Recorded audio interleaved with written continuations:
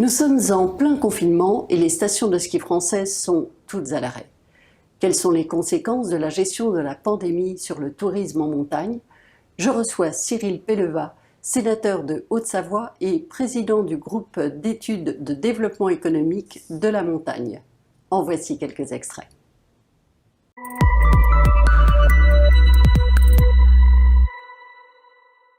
C'est la délégation aux droits des femmes et à l'égalité des chances, donc hommes-femmes. Et du coup, j'ai été sur la période de 2014 à 2017 où j'étais vice-président. Oui. Et après, j'ai pris parce qu'on a la possibilité de faire partie d'une commission permanente et de une ou deux délégations. Et pour le coup, après, j'ai pris la délégation aux droits des femmes et là, j'ai pris la délégation aux affaires européennes. Comment dire, il y a aussi il y a aussi une cohérence, aussi bien l'aménagement du territoire en montagne qui touche bien évidemment mon département, les affaires européennes, on est limitrophe avec la Suisse, avec l'Italie, et puis après maintenant j'ai aussi la prospective, donc c'est aussi quelque chose qui dans le cadre de la montagne, dans le cadre de l'industrie, du tourisme, qui sont des thématiques importantes en Haute-Savoie, fait que voilà, il y a une appétence. Et alors j'ai vu d'ailleurs que vous faites partie d'une amicale interparlementaire franco-suisse. Donc Oui. vous travaillez avec vos homologues de l'autre côté de la Ouais, frontière. tout à fait. En fait, on a la possibilité de pouvoir faire partie de groupes d'amitié, donc Oui. avec l'ensemble des pays. Donc voilà, quand on n'a pas de relations diplomatiques, ce sont des groupes d'études, c'est le cas avec Oui, Taïwan et autres. Et pour le coup, j'ai présidé la Suisse de 2014 à 2017, et depuis 2017, je préside la Jordanie. Et ça permet d'avoir des relations avec les parlementaires, mais je dirais c'est pour ça que moi j'ai changé, parce que 2014-2017 sur la Suisse, les relations sont quand même, disons que tout est quand même figé, tout fonctionne, etc. Là où on peut avoir une plus-value, c'est dans les pays où finalement il y a une méconnaissance, où on est moins présent. Donc c'est vrai que la Jordanie, il y avait un ça enjeu. fonctionne bien entre la France et la Suisse, Oui. mais nos amis suisses ont des avancées dans certains domaines qui est assez surprenante au niveau démocratique. Ah, On a un exemple vraiment de ce qui fonctionne. Ils n'ont pas les gilets jaunes dans la rue parce que les gens s'emparent des sujets pour les proposer. ouais. Donc c'est véritablement démocratique. Oui. Après, il y a l'effet inverse, c'est que comme ils ont des votations quand même de façon assez régulière par les initiatives publiques, ça crée aussi une certaine lassitude. Donc aussi bien C'est vrai, mais en France, quand on voit la désaffection devant les urnes, on a tout à leur envier de ce côté-là. Tout à fait. Mais les taux de participation ne sont pas non plus très élevés. Au moins, Oui, les oui, c'est gens un qui souci. ont quelque chose à dire ou à proposer s'organisent pour le faire. C'est ça. Et après, ce qui est également bien en Suisse, c'est par rapport au régime parlementaire, donc entre le Sénat suisse et les députés s'ils ne sont pas d'accord sur un texte, à ce moment-là, ils tombent. Donc nous, c'est les députés qui ont le dernier mot. Et donc, Oui. ce qui force le consensus. Tout à fait. Et au moment des votations, ce qu'il y a de très bien, et là où aussi on pourrait prendre exemple au niveau démocratique, c'est que les tenants du oui pour telle ou telle votation déroulent leur explicatif point par point, Oui. les tenants du non également, et après il y a l'avis fédéral. C'est ça. Et ce qui fait que vraiment tout est fait pour que les gens prennent des décisions éclairées. Tout à fait. Voilà. Et l'autre chose sur les Suisses, surtout en ce moment, eux, ils ont laissé les stations ouvertes. Là, on est en plein Tout à fait. dans notre sujet. Ça doit vous laisser plein de rêves par rapport aux stations qui n'ont pas eu droit à ça cet hiver. Oui, clairement. Et après, c'est vrai non seulement ils ont laissé ouvert, et en plus, on s'est aperçu que le protocole sanitaire qui avait été mis en place, pour le coup, a fonctionné parce qu'on a eu 0 cluster au niveau des remontées mécaniques côté suisse. Quel protocole ont-ils mis en place exactement? Et il y avait une distanciation au niveau des queues quand on va prendre les tickets. Oui. Derrière, il y avait une capacité qui était restreinte au niveau des télésièges et des télécabines. Je crois que c'était 2 tiers et un siège sur 2 au niveau des télésièges. Et pour le coup, les restaurants et bars étaient fermés. Ok. Donc, mais ça a sauvé quand même la saison. Oui, tout à fait. Voilà, des professionnels, mais aussi des vacanciers qui ont pu en profiter.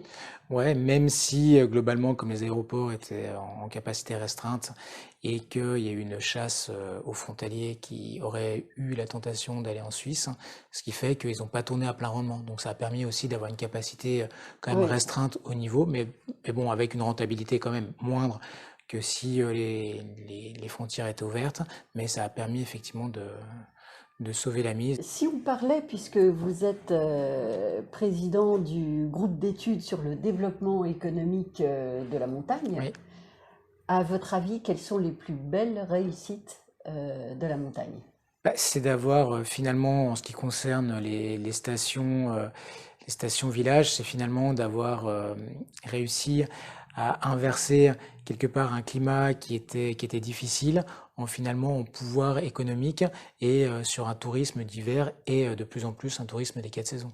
Donc finalement, d'une contrainte géographique d'un milieu où personne ne voulait aller au début du siècle dernier, jusqu'à maintenant des remontées mécaniques qui sont performantes et puis une évolution qui est régulière voilà, pour les touristes Oui, tout à fait. et pour les gens Alors, du pays ces d'ailleurs. dernières années, il y avait quelques difficultés d'enneigement, mais alors cette année, la neige a été exceptionnelle. Tout à fait. La neige a été bonne, elle a été au rendez-vous. D'ailleurs, c'est un peu frustrant pour les professionnels de la montagne parce que cette année où ils avaient plutôt eu un paquet de réservations, ouais, ça aurait été bon. Est-ce qu'ils l'ont tous pris, cette interdiction de travailler, alors qu'ils avaient mis des protocoles en place, que la montagne, c'est l'endroit par l'excellence où on peut respirer à plein poumon, Ouais. où les gens sont libres de skier individuellement, ils ne sont pas comme dans un autobus ou un métro, pire encore, coincés de partout. Qu'est-ce que vous en pensez? Écoutez, je pense que au niveau de du ressenti, ça a été un sentiment de trahison parce que derrière, on le voit, les préfets, aussi bien de la Savoie, de la Haute-Savoie, de l'Isère, avaient travaillé avec l'ensemble des professionnels sur un protocole qui pouvait être vraiment dédié et qui permettait la sécurité au niveau des touristes. Et quand ils ont appris le 4 décembre qu'on n'allait pas ouvrir, ils l'ont senti comme un coup de poignard dans le dos. Et finalement, du 4 décembre jusqu'à aujourd'hui, ils ont eu que très peu d'informations de la part du gouvernement, de la part des professionnels, et on n'a fait qu'ajourner les décisions. Donc c'était le 4 décembre, après ça avait été le 7 janvier, après on a encore décalé, on n'a pas ouvert pendant les vacances. Il devait y avoir une clause de revoyure qui était prévue le 5 mars pour éventuellement avoir encore un mois et demi, et le gouvernement n'en parle pas. Et au niveau des mesures d'indemnisation, donc clairement, aujourd'hui, on s'aperçoit qu'il y a encore des sujets, c'est-à-dire qu'au niveau des remontées mécaniques, on avait un plafonnement des aides par rapport au chiffre d'affaires de 3 millions d'euros. Donc là, au niveau européen, on arrive à remonter à 10 millions d'euros, donc ce qui permettra vraisemblablement de limiter la casse. Mais par contre, il y a encore des trous dans la raquette au niveau notamment des centres de vacances, au niveau de tout ce qui touche aux équipementiers, donc notamment les grandes marques qui, elles, avaient prévu qui avaient pris des commandes il y a maintenant un an, qu'on fait produire, etc. Pour le coup, ça a été divisé par deux et certains n'ont même pas, les magasins de sport n'ont même pas pris les commandes, donc elles se retrouvent avec un décalage de trésorerie qui fait qu'ils auront que de l'argent qu'en 2023. Donc je dirais il y a encore beaucoup de choses à voir. Au niveau de la Haute-Savoie, on a eu la semaine dernière le ministre Griset qui est venu parce qu'il est aussi en charge de préparer le plan montagne avec le ministre Joël Giraud et Jean-Baptiste Lemoyne, donc un au niveau de la cohésion des territoires mais plutôt dédié montagne, et Jean-Baptiste Lemoyne qui est plutôt dédié justement au tourisme. Et clairement, j'espère que le tour de table qui pourra avoir lieu dans les prochaines semaines, donc cette consultation, permettra finalement de pallier au manque et au trou dans la raquette, ce qu'on appelle, et qu'on puisse avoir du cousu humain pour certaines professions qui sortent des radars. Il y a certaines professions qui sortent des radars, il y a les restaurateurs qui ne peuvent pas ouvrir, il y a tous des dégâts collatéraux aussi, comme vous parliez, les équipementiers, tous ceux qui n'ont pas pu vendre ce qu'ils devaient vendre en saison. Certains ne s'en relèveront pas, malgré les PGE, malgré le fonds qui est formidable, qui a été dédié au tourisme. Oui, c'est clairement, j'étais encore ce matin avec des professionnels dans les stations, il y en a beaucoup qui me disent, on a aujourd'hui des prises finalement de réservation pour l'hiver prochain, etc. Donc on sent que très rapidement, finalement, le monde de la montagne pourra accueillir du monde, pourra dégager aussi un chiffre d'affaires, etc. Par contre, la vraie question, elle est là, c'est de savoir qui restera finalement debout pour réouvrir, en tout cas quand il y aura de la neige au mois de novembre, décembre l'année prochaine, voire même cet été pour les stations qui arrivent, qui font du 2 saisons plus, voire 4 saisons. Et ce fameux PGE, est-ce qu'il est envisager de pouvoir l'étendre ou d'additionner une sorte de prêt sur moyenne durée pour leur permettre de s'en sortir? Bah écoutez, aujourd'hui, il y a quand même pas mal de choses qui ont été faites. Donc, il y a quand même des entreprises qui n'ont pas encore utilisé le PGE. Donc, Mhm. Tout celles-ci, à il y en a fait. certaines qui peuvent le rendre. Après, de ce que l'on sait, c'est qu'il y en a certaines qui voudraient aller plus loin sur les PGE et en reprendre pour pouvoir finalement investir, moderniser, etc. Mais on se retrouve avec des banques qui peuvent être un petit peu frileuses. C'est-à-dire que autant pendant le premier confinement, pendant la première période, donc il y a un an maintenant, finalement les PGE ont réussi et allaient très vite au niveau des banques. Et là maintenant, on sent, enfin les professionnels sentent un peu de frilosité de la part des banques.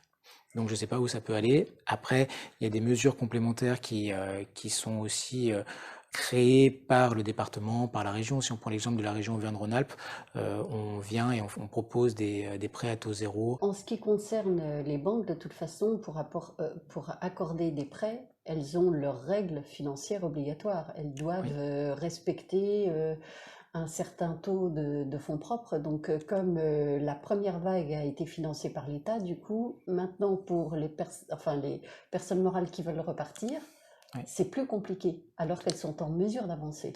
Tout ça, c'est bien paradoxal. Tout ça est bien paradoxal. Mais oui, après, on est dans une situation où vraiment il faut qu'on arrive à limiter la casse et il faut aussi qu'on arrive, parce qu'il y a beaucoup d'entreprises, beaucoup de professionnels qui ont fait des dossiers et aujourd'hui les premiers paiements tardent à venir.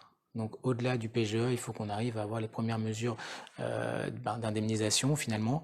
Et l'autre problématique qu'on peut avoir, c'est qu'on est souvent sur un chiffre d'affaires sur, pour le coup, 12 mois Mhm. mais enfin, qui est calculé par l'administration sur 12 mois, alors que la plupart font un chiffre d'affaires, en tout cas sur certaines stations, sur 3 ou 4 mois. Donc c'est assez C'est difficile ça. de Le pouvoir... principal, Oui, c'est l'hiver, et c'est sur ce tourisme saisonnier qu'ils ont été complètement squeezés, alors que c'est tout à fait. leur chiffre de l'année finalement. Oui, c'est ça. Les ailes de saison, Exactement. c'est Ouais, vraiment pour asseoir ouais, ouais. cette période-là.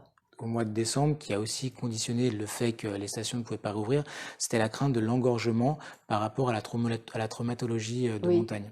Et pour le coup, moi j'ai travaillé avec un médecin coordinateur du SAMU, donc qui est aussi médecin de montagne, donc dans la commune d'Égée. Et finalement, il était assez facile de réduire la traumatologie parce que ce qu'on a tendance à penser, c'est que tout le monde va dans les hôpitaux, etc. Et qu'effectivement, s'il y a des accidents, je crois que c'est à peu près 120 000 entre Noël et Nouvel An, c'est ce qui avait été constaté l'année dernière, et je reviendrai sur cette année, c'est que comment dire, il y a quand même, quand on fait le compte, il y a 90% qui sont traités par les médecins de campagne ou les médecins de station, Mhm. et que derrière, sur les 10% restants, on sait qu'il y en a 9 sur 10 qui vont faire un jour en ambulatoire à l'hôpital, il y en a finalement que 1 sur 10 qui va rester hospitalisé. Donc 1 sur 10 de 10%, dont les Oui, 90% c'est à la marge. c'est, oui, exactement, c'est à la marge. Et quelque part, on pouvait aussi proposer des, comment dire, des aménagements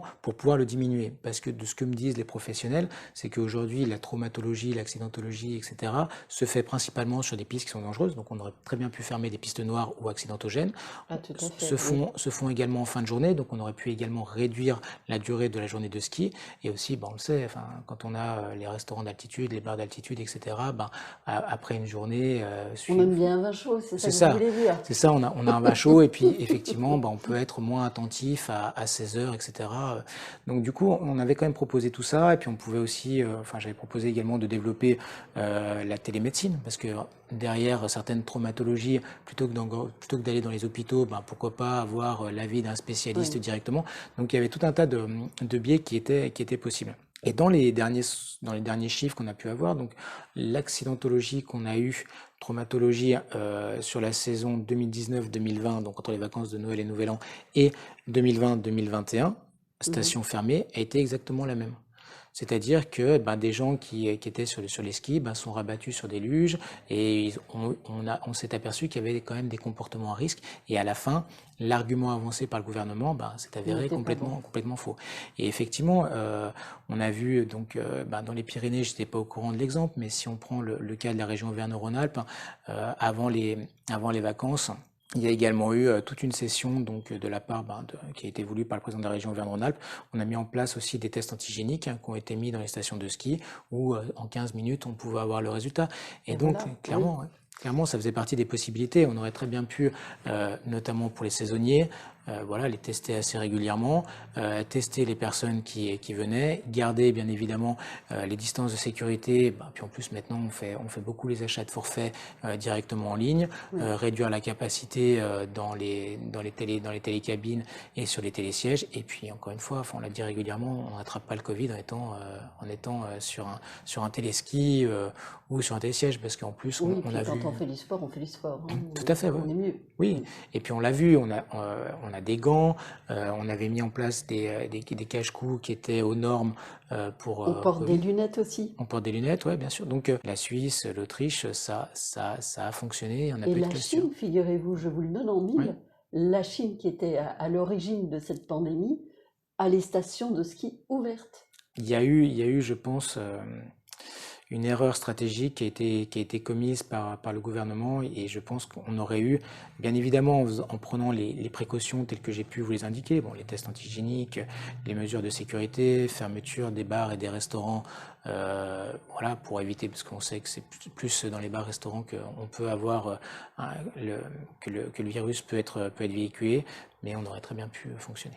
Donc en clair, vous êtes en train de me parler d'un problème de gouvernance, sachant que vous aviez tous les éléments en main, que vous avez communiqué après analyse, concertation des parties prenantes. Ouais. Oui, clairement. On n'a pas écouté les acteurs de terrain qui étaient prêts à faire des sacrifices énormes, mais qui voulaient absolument ouvrir. Et moi, ce que je crains quand même pour la suite, c'est que certes, on le voit, il y a quand même déjà des réservations pour l'hiver prochain, mais on a des personnes qui, pour le coup, n'ont pas pu aller sur les pistes de ski et ont plutôt été, entre Noël et Nouvel An, sur les îles, notamment les Caraïbes, donc Martinique, Guadeloupe, et là sur les vacances de février, plutôt sur les côtes françaises, et que peut-être cette clientèle-là disparaisse finalement et ne vienne plus dans nos stations de ski et préfère pour le coup un tourisme plutôt bord de mer ou île française, enfin, Oui, outre-mer français. je comprends votre préoccupation et donc dans cet esprit, qu'est-ce qu'il faudrait mettre en place pour pouvoir les faire revenir? Parce que la montagne a ses atouts, mais donc comment les attirer à nouveau après une telle affaire? Écoutez, là, je pense que les professionnels du tourisme feront les campagnes qu'il faut, hein. Je pense chez moi, Savoie-Mont-Blanc et autres, et puis chacun des acteurs enfin, fera, j'imagine, ses campagnes de publicité. Donc aujourd'hui, le vrai point, c'est que cette situation a quand même permis aux stations de réinventer un peu le modèle et de diversifier finalement certaines activités, parce il a fallu occuper les personnes qui sont venues donc pendant les vacances scolaires. Et puis après, il faudra aussi qu'on travaille de plus en plus sur un tourisme des 4 saisons ou des 2 saisons plus, parce C'est ça. on a du mal. Enfin, c'est vrai que 4 saisons, voilà, les professionnels nous disent oui, enfin, quand on a tout donné pendant 4-5 mois, tous les Oui. jours, on a besoin d'avoir Et on une sait que de toute coupure. façon, le chiffre d'affaires par nuitée n'est pas du tout le même Tout à fait. dans les ailes de saison et que rien ne vaut Ouais. l'hiver pour la montagne. Ça, Ouais, tout à fait. oui. Donc il faut, à mon avis, qu'on arrive à diversifier, à faire venir effectivement, voilà, donc sur les différentes périodes. Et une des propositions que j'avais faites dans le cadre d'un rapport sur le tourisme des 4 saisons notamment, c'était de pouvoir abonder et avoir un fonds qui permette une transition du modèle pour pouvoir Mhm. justement permettre à certaines stations qui seront vraisemblablement amenées à disparaître, où la neige est amenée à disparaître dans les prochaines années, donc à changer de modèle Oui. pour qu'elle puisse continuer à accueillir sur les mois de décembre, janvier, février avec un modèle différent, et de pouvoir aussi trouver finalement de nouvelles activités et de diversifier également l'été. Et donc, quelles seraient les nouvelles activités pour pallier au manque de neige dans ces conditions? Écoutez, je pense elles sont aujourd'hui à déterminer, hein. On l'a vu quand on avait des stations qui avaient pas de neige entre les vacances de Noël et Nouvel An, ce qui était le cas il y a 3, 4, 5 ans, et on a eu 3 années quasiment sans neige. On avait des stations qui avaient, qui avaient réouvert finalement les locations de VTT. Il y en a qui de plus en plus se diversifient vers de la balnéothérapie aussi, d'avoir Oui.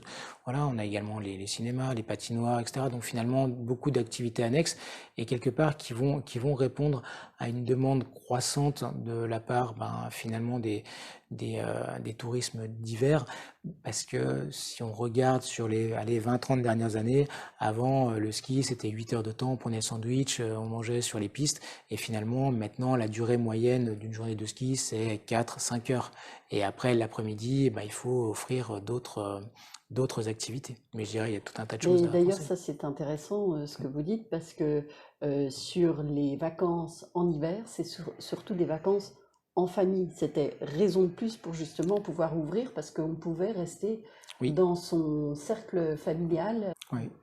Et c'était plus facile, oui, effectivement, de gérer ce cercle familial. J'ai écouté avec intérêt le discours devant l'Assemblée des droits de l'homme de Antonio Guterres, le chef Oui, de l'ONU, et qui a dénoncé euh, les autorités de certains États oui, sans les nommer,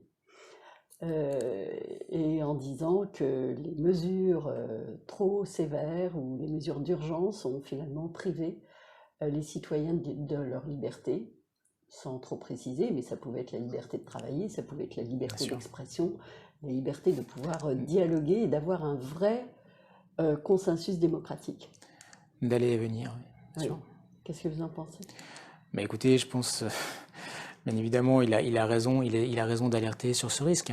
C'est vrai que si on prend ne serait-ce que l'exemple de la France, ça fait plus d'un an qu'on est en état d'urgence sanitaire, et finalement, on regarde sur le régime.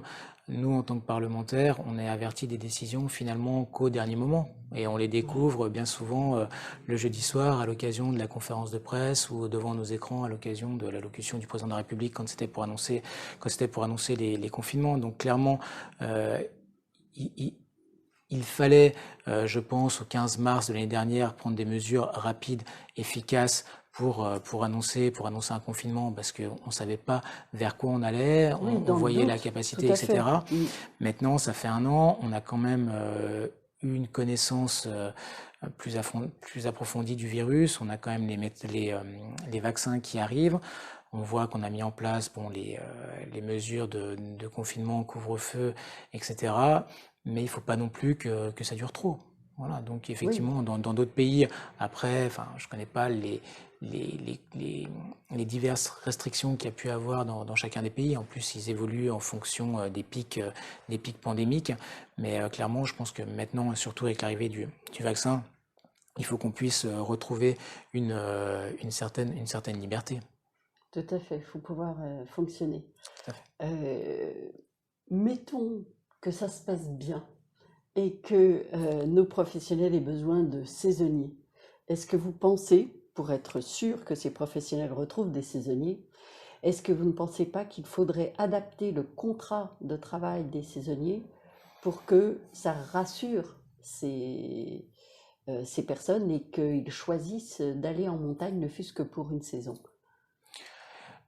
Écoutez, je pense que la plupart des professionnels, parce que enfin, il faut se rappeler qu'au début de la saison, on a Elisabeth Borne, donc la ministre au Travail, qui avait appelé les professionnels dans tous les secteurs à engager les saisonniers. Donc la plupart ont quand même joué le jeu. Donc il y a eu des mesures de Mhm. compensation, notamment de chômage partiel, etc., qui ont été pris en charge. Donc je dirais aujourd'hui, les saisonniers qui sont les récurrents ont Mhm. tous été engagés, enfin en tout cas des infos que j'ai eues, ont tous été engagés, parce que D'accord, il y avait justement effectivement cette crainte qu'ils aillent peut-être dans d'autres domaines et que du coup on perde finalement l'expertise qui est la leur c'est ça. les prochaines saisons. Donc en tout cas moi les gens que j'ai pu côtoyer ils ont tous engagés. Il y avait un sujet par rapport à la rémunération des congés payés, si ça Oui, pouvait être pris ou pas, donc dans les charges fixes, ça a été a priori pris en compte. Donc maintenant les gens sont plus ou moins satisfaits. Donc je pense que l'année prochaine, en tout cas pour ceux qui sont récurrents, pas les saisonniers qui eux, pour le coup, que ça soit aussi bien dans la montagne, mais dans les autres secteurs, hein, qui sont plutôt des étudiants qui venaient faire des piges, et ceux-là ont complètement été à l'arrêt, et ce qui crée d'autres problèmes aussi au niveau des étudiants, comme on peut le vivre. Donc là, c'est différent, mais je pense que l'année prochaine, ça reviendra à la normale. Après, dans les autres difficultés que j'ai pu moi repérer, sur les investisseurs en résidence de tourisme par exemple, Ouais. ils n'ont pas été payés par les gestionnaires qui ont dit, ben oui, mais là, on ne Oui. peut plus verser les loyers. Donc là, ça pose un réel Ouais. problème. Oui, et puis il y a un problème aussi qui peut être, qui risque encore d'arriver, c'est qu'on se retrouve aujourd'hui avec des avocats et autres, et qui commencent à dire, à ce moment-là, si la structure ne peut plus payer les loyers, et derrière, vous pouvez récupérer votre bien. Donc, par anticipation, et ça va avoir tendance à refroidir les lits. C'est-à-dire Tout à que fait. autant on a une structure qui gère, et du coup gère le planning de réservation, etc. Donc c'est des lits quand même qui évoluent. Et si demain ça redevient en gros à la découpe, ou sur des appartements qui sont occupés 3-4 semaines dans l'année, on aura un double effet négatif. Oui, alors après, tout dépend si ça a été prévu dans leur bail commercial et s'ils peuvent, au titre de l'impossibilité de se déplacer. Ouais. A priori, nous on a été alertés là-dessus. Donc pour les résidences de tourisme, il n'y avait pas encore d'éléments qui avaient encore été pris en compte. A priori, ça se débloque pour ceux qui sont gérés de façon associative. Oui. Et là, on espère que justement dans le prochain plan montagne, enfin le plan montagne qui est en cours d'élaboration, cette thématique-là pourrait être prise en compte. Pour que la clause résolutoire ne puisse pas être visée dans Euh, le cadre du Covid. qu'on puisse apporter des aides justement aux structures, qu'elles puissent, elles, payer leurs charges fixes, en l'occurrence les loyers aux propriétaires. D'accord, mais à ce Ouais, moment-là, il faut payer le fameux loyer tout à aux fait. propriétaires. C'est ça. Parce que pour l'instant, la position de certains gestionnaires, c'est de toute façon ne pas leur payer. Oui, c'est ça. Mais oui, Voilà, tout à avec fait. des propriétaires à qui on dit, ah ben oui, mais de toute façon, vous avez des réductions d'impôts. Ouais, Réductions qu'ils n'ont pas nécessairement tout à si c'est fait. un loueur meublé Ouais, professionnel ou non. Donc c'est ça. il ne faut pas non plus qu'ils prennent les propriétaires pour des banquiers. Oui, Et bon, la loi Censi-Bouvard a fait long feu, hein, bien oui. sûr. Euh, Est-ce que vous pensez, dans la mesure où l'épargne des ménages n'a cessé de grossir pendant cette période de confinement, est-ce que vous pensez que utiliser cette épargne des ménages pour venir en aide à la montagne serait utile? On pourrait peut-être faire des économies au niveau de l'État, parce que le budget de l'État va peut-être pas être extensible, je veux dire, pour réinvestir sous forme peut-être de loi de défiscalisation. Qu'est-ce que vous en pensez? Je pense effectivement qu'aujourd'hui, le fait d'avoir eu ce confinement, le fait d'avoir finalement rogné sur les vacances, sur les dépenses un peu courantes, etc., fait que on a ce fameux matelas de laine qui grossit pour les Français. Après, on a une tentation aujourd'hui de la part du gouvernement, et je pense à juste titre, de pouvoir réorienter ces capitaux dans l'économie réelle, quelle qu'il soit. Tout à fait. Donc clairement, si on peut en rebénéficier pour les acteurs de la montagne, pourquoi pas, oui. Ça pourrait être Oui. aussi même investir, je sais pas, dans d'autres structures, pas forcément l'immobilier, mais dans des entreprises. Oui, il faut, hein. Bien Oui, sûr, on ou serait dans les favorable. entreprises exploitantes, ou effectivement en rénovation. Tout à fait. Parce que vous Rénovation thermique. disiez que il y a un siècle, Mm. bon, la montagne euh, tentait de survivre, elle s'est trouvée un modèle économique autour du tourisme de Oui, montagne, mais les sites les plus beaux ont été pris en premier. Et du coup, ce sont les premières structures à vieillir. Et tout à donc, fait. ce sont celles qui méritent le plus d'être remises en état, remises aux normes Tout à fait. et participer à ce nouveau bien-être, parce Mm. qu'il y a des restructurations à faire sur tous Oui, oui. ces... Travailler sur également les déperditions, etc. Parce que c'était très énergivore, les bâtiments. Donc oui, C'est il y ça. a tout un tas de mesures à prendre. Oui, certains bâtiments étant à l'amiante d'ailleurs, Tout à pour, fait. à cette époque. Oui, Oui, donc ça coûte très cher et ça pourrait peut-être faire l'objet oui, oui, clairement. de dispositions supplémentaires. Je pense qu'on y viendra dans un deuxième temps parce qu'il faut quand même qu'on arrive déjà à évaluer, parce que là on est encore dans, comment dire, dans le retour de l'impact, y compris de l'hiver dernier et pour le coup de cet hiver-là. Enfin, on est estimé à 10 milliards d'euros, mais je pense qu'on sera quand même bien supérieur. Et après, une fois qu'on aura tout ça et qu'on regardera un peu l'état des lieux, c'est là où effectivement il faudra qu'on travaille pour pouvoir proposer des dispositifs qui puissent bien évidemment bénéficier à tout le monde. Si ça doit nous coûter sur la prochaine année de garder des gestes barrières, de garder peut-être un peu le masque, mais si voilà, il faut qu'on arrive à retrouver. Ça, c'est pas très grave. Ça fait un petit temps qu'on y est habitué, mais vraiment, en tout cas, je souhaite bon vent au tourisme de montagne, que les gens puissent aller se promener, faire du ski, Ils seront et toujours que les tout le bienvenus. monde soit heureux de travailler, de prendre ses vacances. Très bien. En tout cas, merci beaucoup. Merci à vous, merci pour l'accueil.